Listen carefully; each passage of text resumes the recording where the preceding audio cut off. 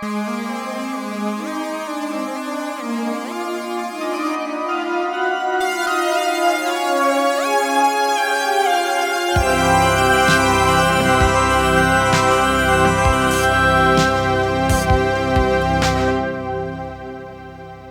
has this art form done to help bridge the gap, if any, between the classical goer and the film goer? And what's that middle ground? Right. Well, I'm not so sure I know the exact. I think our marketing department probably does have the crossover statistics, and I think that I'm sure there are people who go to both and they enjoy both, etc.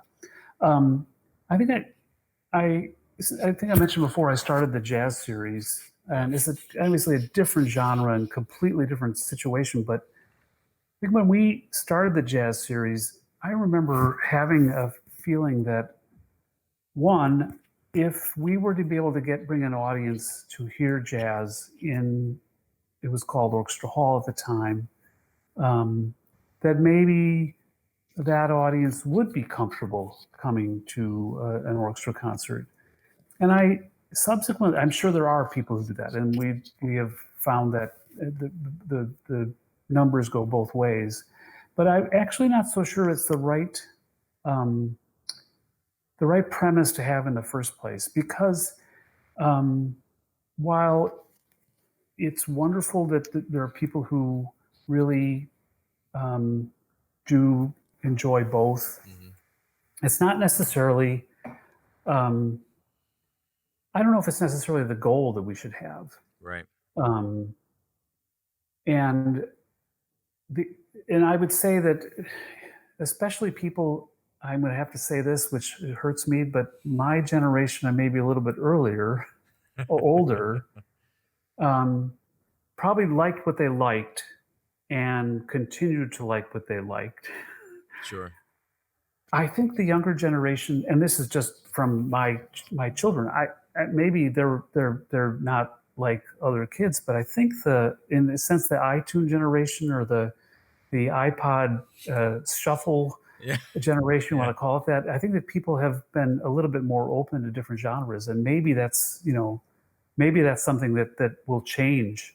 But so that, I mean, my thought on that is that yes, did we start the film series with a mind to bring a new audience to hear the Chicago Symphony Orchestra? Yes, definitely. Did we succeed in that? Yes. Is another level of success that we measure that is the second level of success being that they would come to CSO concerts, CSO classical concerts. That might be a good measure to take. I'm not so sure it's the most important one, because I think, I think you want people to come because they want to hear what's on being performed, and I'm glad that there people are coming to. We need people to come to our classical concerts, and I think if people are more comfortable coming to, the experience and seeing how the formality that we have in place, et cetera, at times that can be a little bit off-putting to people through a film concert. There's nothing wrong with that. So I would think that I know that our marketing department also really is encouraged by whenever they get new patrons to come, because they will then reach out to them and ask them to come back and suggest things that they might be interested in. And I think that is a successful way to market, and I think it makes sense for an institution to do that. So. Yeah. Well, I think in the case of your organization, whatever it takes to get someone who's never heard your orchestra play into that hall to hear them play, because you guys sell yourself very well the moment that music starts, and the sound is so world famous. And for somebody who doesn't know that world fame, or the reason why it has the rich tradition that it has still to this day, I've spoken to so many people over the years out there that have never heard you guys play, and then they hear you and they can't believe they never heard you guys before. You know, it's like, what is wrong with me? Why haven't I been at this hall? To sum it up, but you know, it's to go just quickly back to the physicality of this all. It's an interesting thing because you know, your organization is at the very cream of the crop in the world, and to still have to deal with that as a very real variable in these types of shows, it says something, because the brass section, you know, you brought up, they're the renowned CSO brass, and regardless of what players have kind of come in and out over the decades, they all have incredible chops. And whether or not the trumpet players are, you know, playing on their big giant B flats or their C's or their E flats, or, you know, you've got the F tuba or the C tuba, regardless, you know, these guys collectively know that they have another 250 some odd days a year they have to play. And there's a psychology behind that too. You know, I mean, brass players, you put another beer and then they generally can keep going. But there's that psychology of knowing you have what you have coming the next day. It's a job. It's a real job. You know, it's not just we're all in college sleeping under the piano in the practice room. Let's go play as long as we can before we start bleeding. Or in the case of, you know, very famous, you know, Al Hurt, Bobby Shue splitting their lips. Right. But that's an interesting thing to just kind of dial in on, because it's a very, very real scenario that players are constantly having to think of. And because, as you've pointed out very astutely, these were never intended to be performed back to back to back to back to back to back to back. There's that added level of question mark. And I mean, I remember years ago in Australia with the Melbourne Symphony Orchestra. This is a long time ago. This is before even Cineconcerts was about a year before we even founded the company. On one of the Lord of the Rings, audience loved it. The orchestra thought it was super successful. But by the time we got to Return of the King, the orchestras were trading eights in the string section. You know, their stand partners were trading 8 bars. Because they couldn't hang on to the goose eggs as they were, but still, after 3 hours of unbelievably difficult playing, they had to think to the next day or to the next week or to the next chiropractor. Right. Yeah. Anyway, it's interesting. Well, I would say, while there are more and more scores that have, you know, like almost constant playing, there are a lot of scores, film scores, I would say, that also have moments of, you know, at times there's moments of rest for everyone. I mean, just, you know, so there are, that's another balance question. Yeah. The Godfather is an interesting one, right? Right. Yeah. Right. Yeah.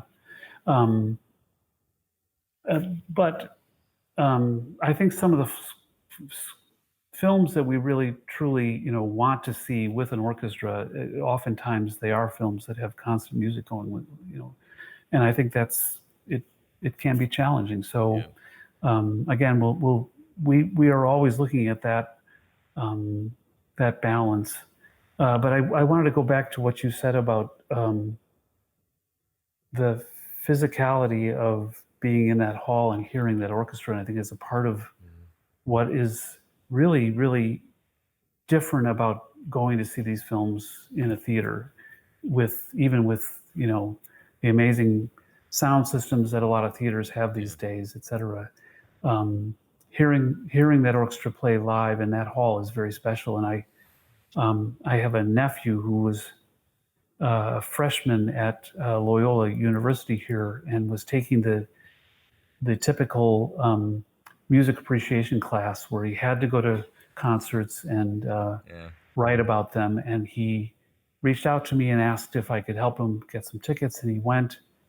And he texted me the next morning, and the opening work on the program was Finlandia, Sibelius. And he texted me the next morning, and he had never been to hear the orchestra before. And he said, "I cannot tell you how amazing I felt in those first few bars of hearing that orchestra live." And you know, that's the thing that keeps me going and keeps me, you know, in a sense, going back every year, and has kept me there for these 35 plus years, whatever. And I think it was wonderful to hear that from, you know, someone who hadn't heard the orchestra before. And I think sometimes, you know, people hear uh, the orchestra when they're in maybe an educational setting, or they go with it Mm, with a school group, etc. And there's something different about that versus making the choice to go as maybe as an adult and kind of really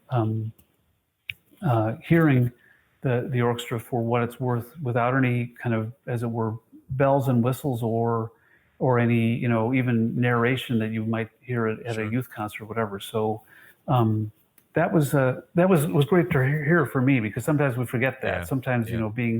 going to so many concerts and hearing the orchestra as often as I am able, which is a Yeah. real uh, you know blessing and an honor. To hear someone have that same experience the first time that they've heard that orchestra Yeah. is really uh, a wonderful thing. It's nice to be reminded of, I can imagine. I mean, it's like anything when you're in it, when you're in the thick of it, and in your case, along with your colleagues, you're in the thick of it daily, and it's not easy to keep an orchestra this caliber and this fame working and maintain that high level that you do from day to day. And when you're in the trenches, you sometimes forget just how impactful perhaps the final end product is. And that end product does not just stop after the last note at the end of the concert. It continues as people are leaving the hall. It continues as people are sharing on social now in the 21st century. It continues as your players, as I've heard many times after working with your organization, they go right down and they're practicing after Mhm. they play a 3-hour concert. And a lot of that stuff, if not most of it, goes unnoticed to the public. And I think it's worth sharing, certainly with our listeners, because there's an incredible amount of work that goes in to closing that day out and then starting it again the very next morning, and having those patrons feel like it's the first time they've ever heard you play, even though it's not. Yeah. And that's one of the great things about music making, is that you can play the same symphonic piece over and over every day, and it's never ever going to be the same. And that's a beautiful thing that we're gifted with in music. Um, Well, I think you said before about I know full well that our orchestra works very, very hard, and yeah, we're I've been told by a number of conductors that I've worked with over the years that they are amazed at the level of speed that they can put together a performance. And because I've, as I said, we sat there with one overtime rehearsal and one concert with a wide variety of scores over the years, and yeah, they're just very, very quick. But they work really hard. They work, um, as it, 2 or 3 different programs a week, yeah. the number of rehearsals, etc. And then you put scores like some of these John Williams scores in front of them, and there are challenges in that regard as well. So um, it's it's uh, it's a really an amazing thing to be able to see and to Yeah. hear. Remember the last one that I was out there with you on Potter? It was so funny. Robert Chen is, of course, one of the great players in our genre and globally, I might add. And I knew that he had looked at some things. That he was just kind of playing a little joke, and he picks up the book and he comes out before the rehearsal starts, and he just flips through it really quick like a flip book, and he says, "Yep, that's more notes than the last one. Here we go." Like, you know, and it's interesting, the amount of personality that any orchestra has, but certainly unique to the CSO. How well they gel together, and I can certainly agree to that 1,000,000%. How hard they work and how incredibly fast they put things together, and particularly in this genre where the tempo changes are, in some cases, they're insane. And it makes sense a lot of times in the studio, but it doesn't make sense as much in the context of just the purest musical environment on the stage. Of course it makes Mhm. sense in the context of the film, and your musicians get that. But to see how quickly the back desk firsts can figure out what's going on over here in the tuba, which is one of the furthest point A to point B straight lines there are on the stage. um, that's not easy to do. It really isn't, and particularly in that hall, where it's there's the famous stories of the horn sections. What did you just say, maestro? Or I can't hear you. You know, you're playing double F.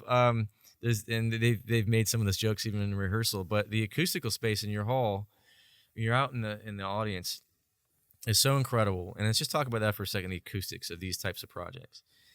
All of a sudden, we had dialogue and effects, and what's that acceptable balance between what the orchestra expects, because look, it's their hall. They expect to hear a certain amount of whatever coming across the stage or next to them or above them, bouncing, which might go away with some of the dialogue and effects. The patrons expect a certain XYZ. The sound engineers working to achieve whatever that middle ground is.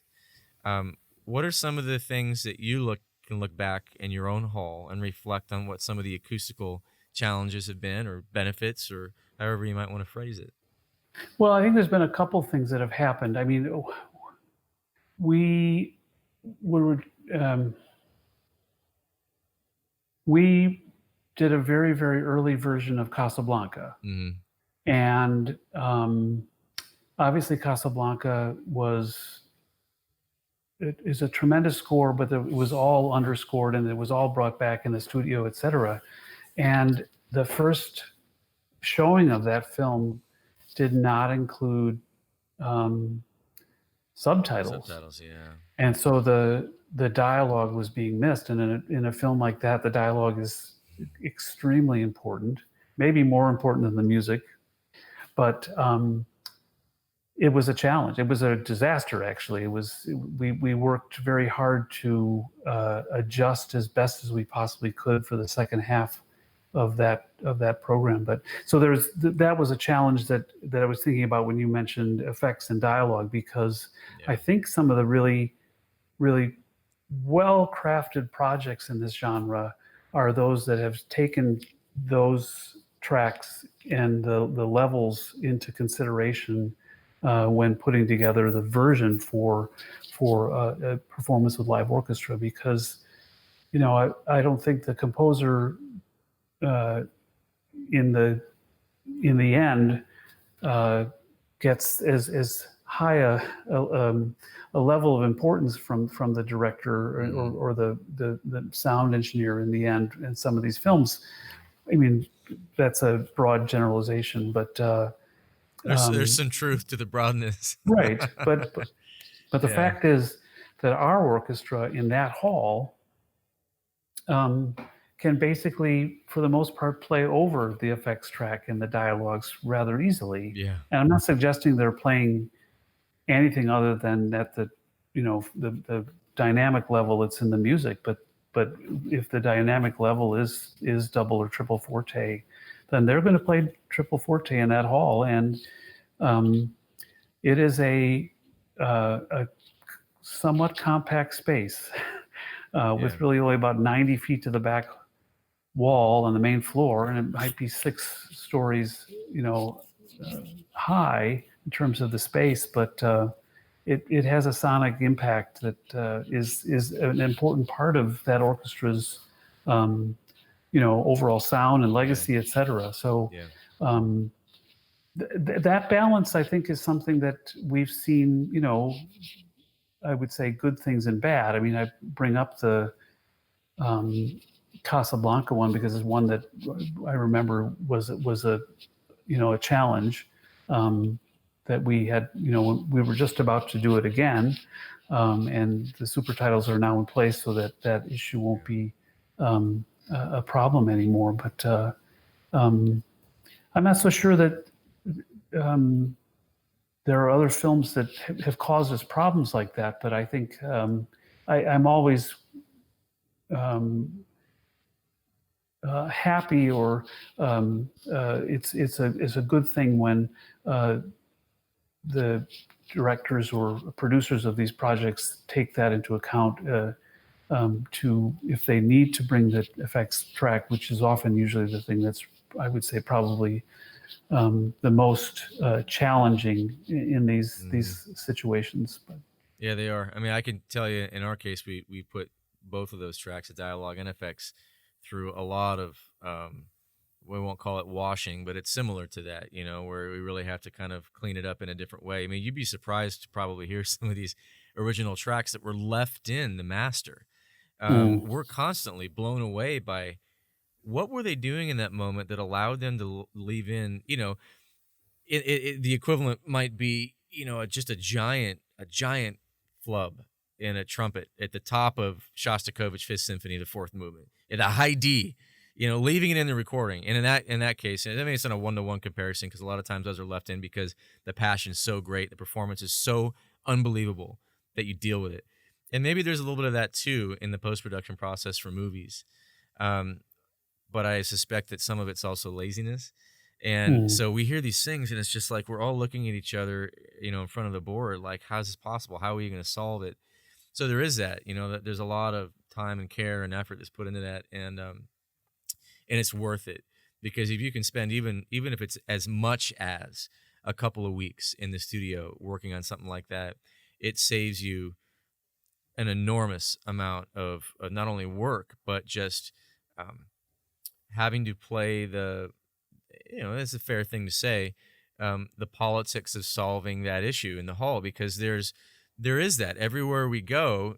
Our primary goal is to be as respectful as we can of those traditions in the hall.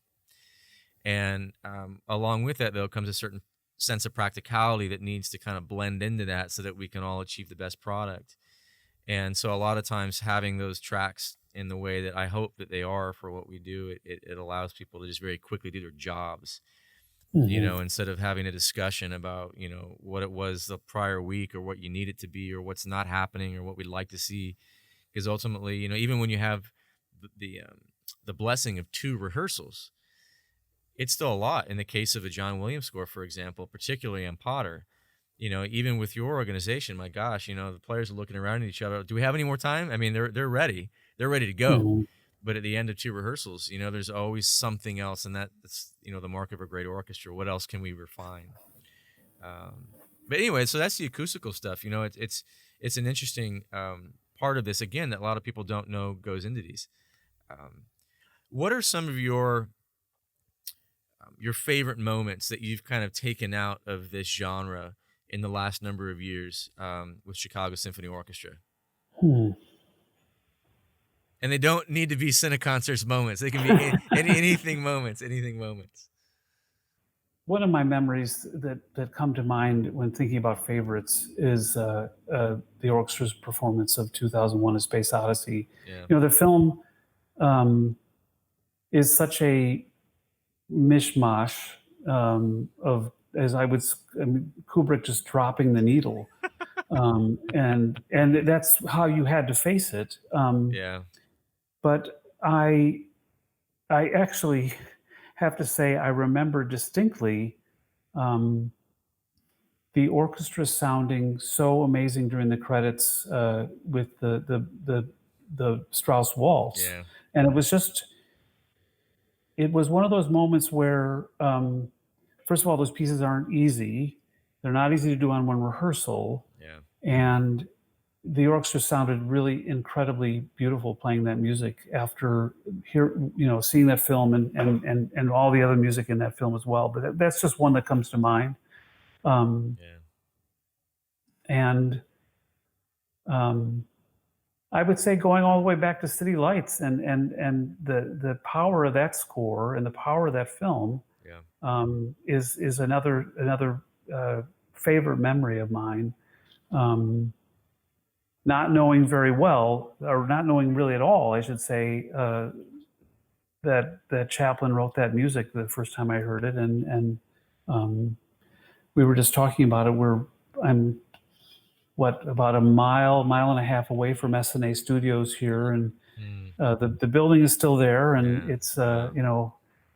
where he kind of got a start until I think he decided that it was too damn cold in Chicago and left for Hollywood. But Yeah. that was another favorite moment, and we haven't gone back to a Chaplin film now in a number of years. We did uh, City Lights and Modern Times and some shorts as well. Mm-hmm. But we might have to go back to that now. We'll see. So It's now all of a sudden programming is through the lens of a very, very different context. Right. Right. globally. And here we are in gosh, already May of 2020.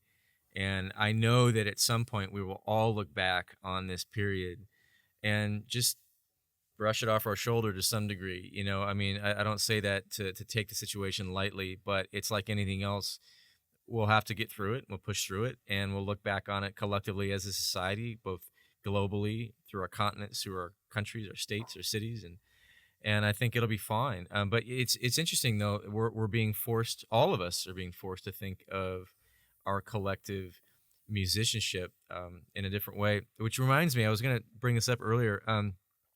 When you were talking a bit about the challenge of introducing the genre of film music into the very kind of, for lack of a better phrase, perhaps purist concertscape with an orchestra. I've had this conversation many, many times over the years with colleagues, many of whom I will say unequivocally are some of the best players in the world. And so I respect them. I listen to them. I'm constantly asking them for feedback and conversing with them. And the conversation oftentimes goes, it's like, well, we studied X, Y, Z, and we came up the way we came up to do this kind of a thing. And so it's just kind of a bit of a jolt. And then a lot of times we'll also talk about what I think is really one of the elephants in the room, and that is that regardless of whether or not pianist number one over here has 10,000 more practice hours over the life of their first 30 years than pianist number two over here, regardless of what they may have played, at the end of the day, purist, unpurist, can read music, can't read music, street musician in New Orleans, one of whom I can say one of the best I've ever heard in my life, a clarinetist, it doesn't read music, and those that can sight read half asleep. At the end of the day, ultimately, we are entertainers.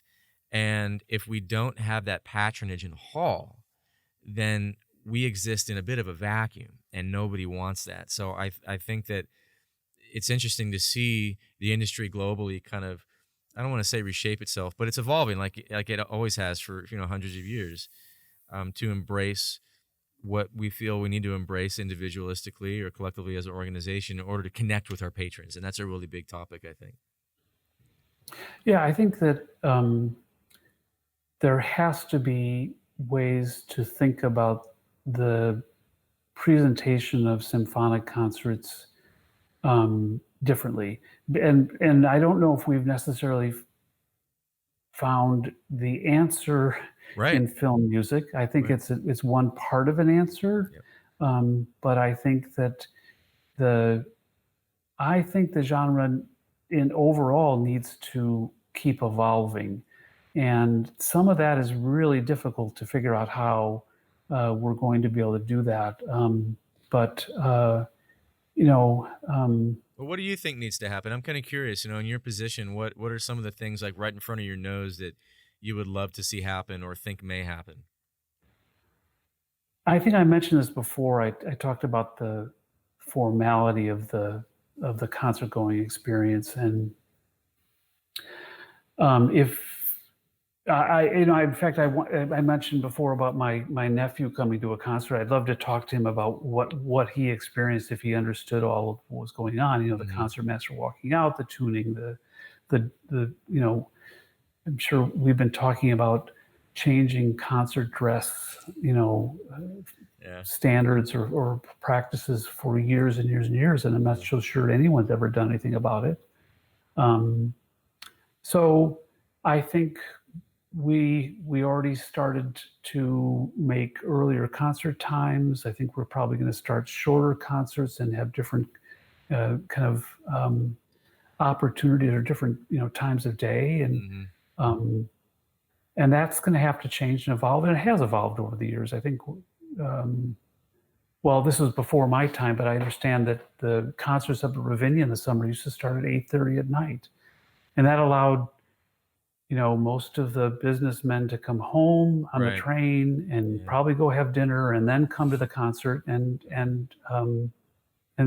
I suppose they still had it. I mean, concerts were longer back then, so it was still a late night for them. But we're trying to figure out ways to either do concerts at different times or different different lengths of concerts, and we've been successful with some of that over the years, and some of it we've been less so. But Yeah. I think that it has to evolve, and I think that there has to be different and ways to think about it, and that openness to that change.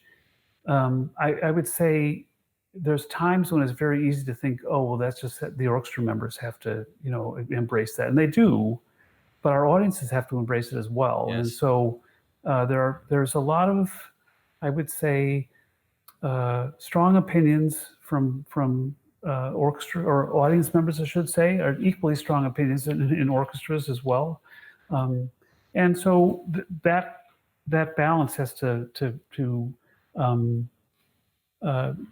be thought of when making changes to how we structure the programs and how we plan. We're going to have to do so. I mean, the subscription model is getting more and more challenging over the years, and our 3 or this year 4 concerts film series is successful, perhaps because it's only that many, three night commitment for people. Sure. But we're the days of the 10 or more concert subscription packages. There's people are still buying them. We're thankful that they're buying them, but I'm not so sure that as I called it, the iPod Shuffle generation is going to be coming to those concerts in that way. And so maybe